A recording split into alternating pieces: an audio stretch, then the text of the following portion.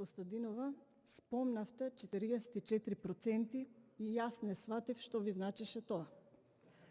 Факт е дека а јас не спомнав никакви 44%. Факт е дека невработеноста во Гевгелија е зголемена за 100%, над 100%.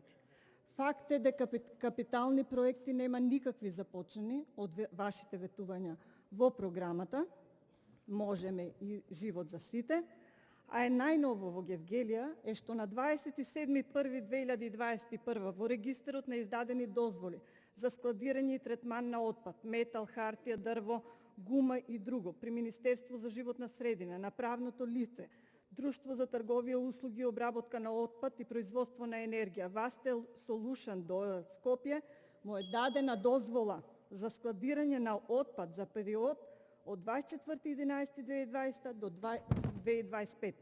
Каде отиде визијата за зелена Гевгелија? Ве прашувам вас. Благодарам, има збор пратеничката Бети